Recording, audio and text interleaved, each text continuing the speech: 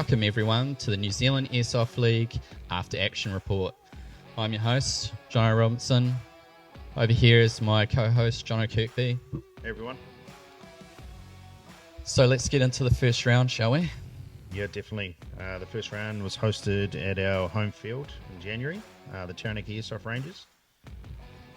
And it's a great field to kick the series off. We're super excited to see how players would react to a formal championship, which had completely new technology and a new format that no one had really seen. So it was interesting to see how players would go with the unfamiliar territory, for sure. So how was the first day critical for teams' success? Yeah, so being that it's a brand new series, brand new structure, it's really unfamiliar for a lot of players. The first day, we do the normal formalities, registration, chronos, safety briefings, all of that kind of stuff. We're all used to that. But since that it's a competitive championship, what we are aiming to do is provide players with an event where we can get the best out of them, and the best way we can do that is provide them with practice games on the first day. So it gives them the opportunity to learn the layout of the field if they're unfamiliar with it. Also learn where all the locations for the skirmish devices are, because this series is played on large scale fields. So, and no one knows where those devices are going to be placed prior to the event. So no one has that knowledge. So for all the teams that go onto the field, like, that is something that they have to learn. And then it's, things like fine tuning, like how you play and move with your team, fine tuning all those kind of things. And then you're coming up against other teams, and you've got to figure out, like, how do they play? Are they going to be reserved or aggressive? So it's giving you the opportunity to really dive in, get comfortable, so then come the second day you're playing at your best. So I think part of that is also the interacting with the skirmish system and the live map. Yeah, definitely. So obviously compared to traditional scoring systems, how do you feel the skirmish system is changing things? Yeah, well, it's a bit of a game changer, isn't it? And it's a pretty key function of the New Zealand Airsoft League. The devices used in line with the live tactical map just changes the whole experience for a player, and it makes it really interactive and gives the players the ability to, again, play at the highest level, which is exactly what we're looking to do with the New Zealand Airsoft League. And not only that, for the player side of things, but it's changed everything for the administration side of things as well, e.g., the scoring system. Yeah, definitely, man. It's automated it.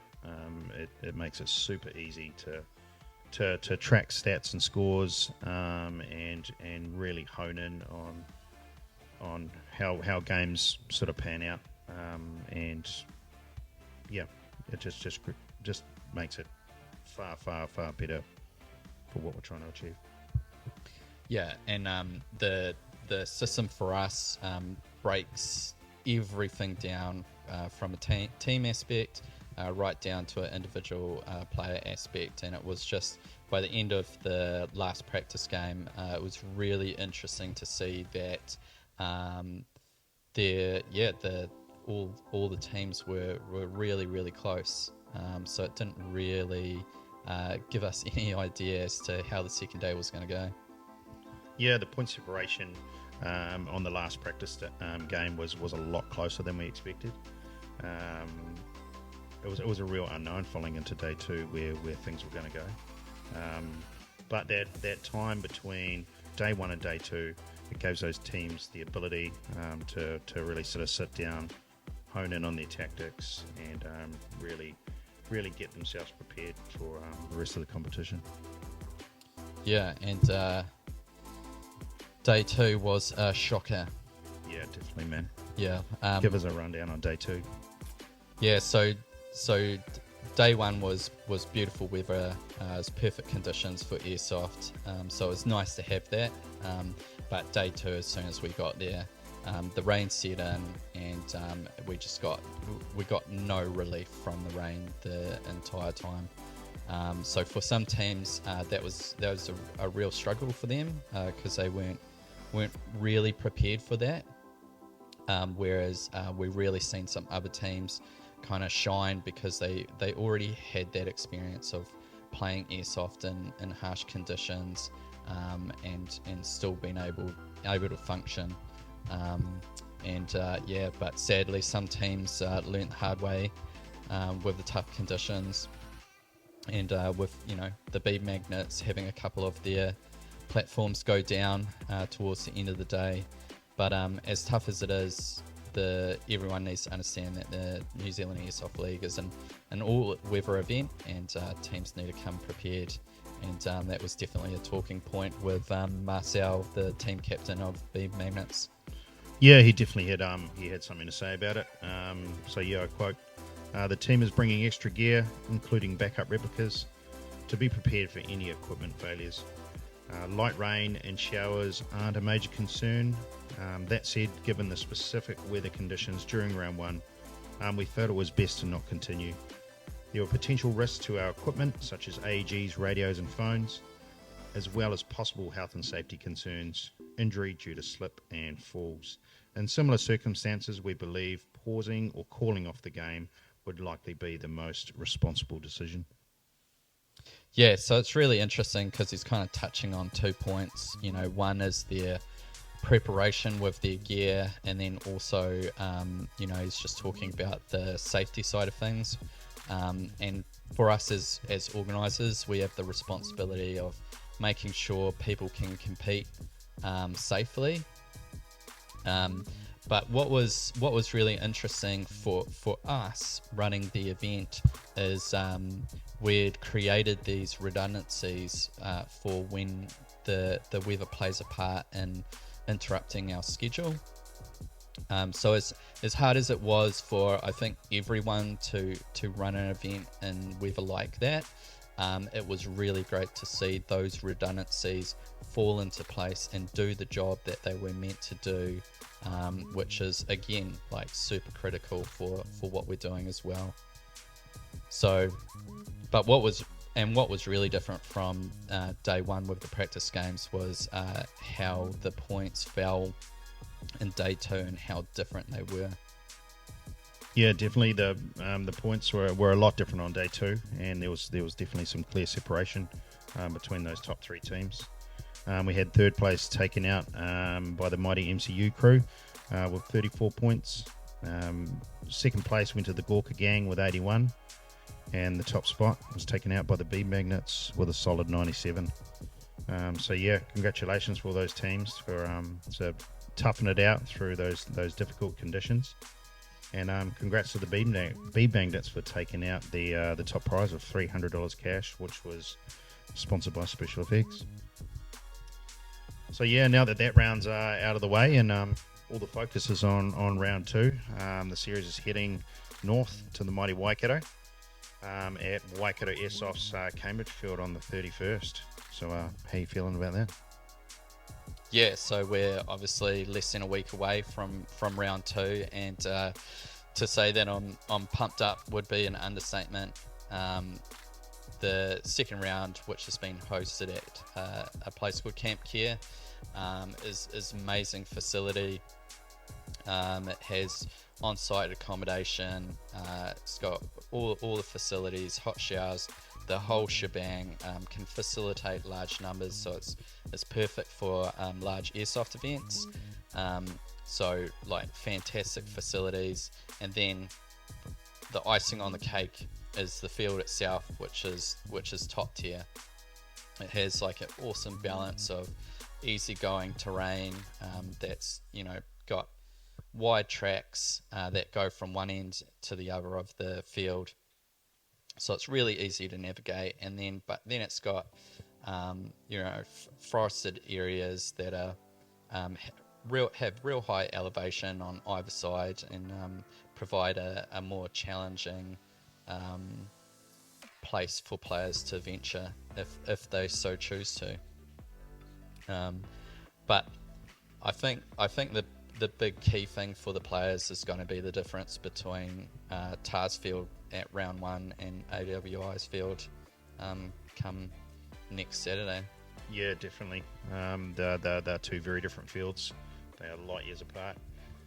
TAR's a very flat field with some thick bush and a bit of urban in there. Where the Karapiro site is some huge elevations. It's basically a giant valley with an amazing river that cuts right down through the middle of it.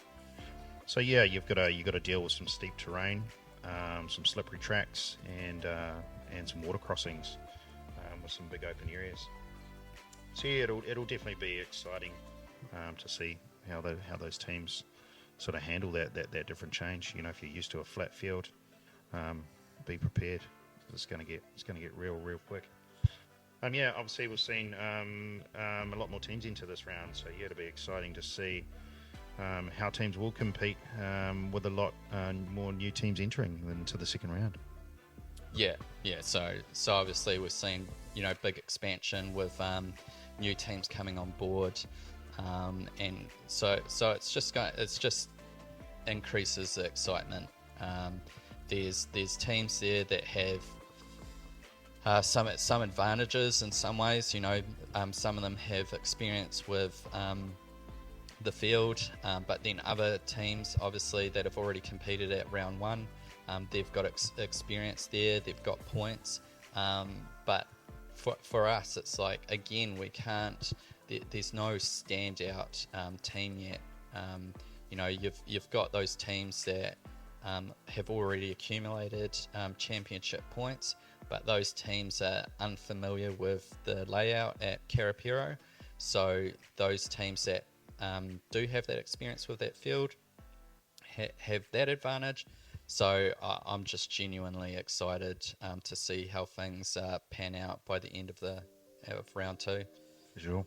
Yeah, and another thing that's super exciting for the second round is all the companies that have jumped on board as sponsors to not only support the second round, but to support the rest of the series as well. Yeah, definitely. The podium prize pool has had a major increase from 300 to 1,300, with special effects, unlimited airsoft, and airsoft supply, so all providing cash prizes for those top 3 teams. But yeah, another super exciting thing is we've had Airsoft Gun Centre jump on board, who is sponsoring the top 3 individual highest points earners. So we can't thank those companies enough for their support. They're really helping grow the league, and it really benefits the players. But yeah, the league doesn't just stop with sponsorship, does it? No. And what's really exciting is, whilst it's fantastic to get sponsorship for the event itself, what I really want to get across to all these teams and these players is there are now new opportunities for teams to seek out sponsorship themselves and be sponsored directly from these companies, which is something that's just been pretty hard to come by in the past, just because of event structures. But now, players, these players can consider themselves as athletes. They compete in teams, and these teams are competing for championships, and that's really exciting, because now there's companies out there that are like really excited to be sponsoring these teams and provide these new opportunities, and we really hope that the New Zealand Airsoft League can help grow that and support that, and it be sustainable, so these players can get this kind of support for years to come. So obviously we've talked a lot about the championship side of the Airsoft League, but it's not the only thing that the league does. Yeah, so the league is designed to cater for all players. So we've created a unique disruptor ticket option that just allows that casual player that just wants to show up and enjoy a couple of days of awesome airsoft without committing themselves to being in a competition team. So it's a series specifically designed for all players, no matter what you want to do. You can show up, compete from a championship level, or literally just come along and have a great time. Yeah, so it's a win-win for everyone. Cool. All right, everyone. Well, that's it for now. The championship squad tickets have come to a close, but disruptor tickets are going to be available until the day before the event, so Friday 30th. So jump on board specialeffects.co.nz for more details for the event. And don't forget, we do have on-site retailers, so Unlimited Airsoft Hamilton and ourselves, Special Effects, will be on site to provide you guys with any product you might need during the course of the event. Thanks again to all our sponsors, Special Effects, Unlimited Airsoft, the Airsoft Supply Store, ASGC, and this event is powered by Skirmish. Thanks, guys. Have a good one. Thank you. We'll see you in Cambridge.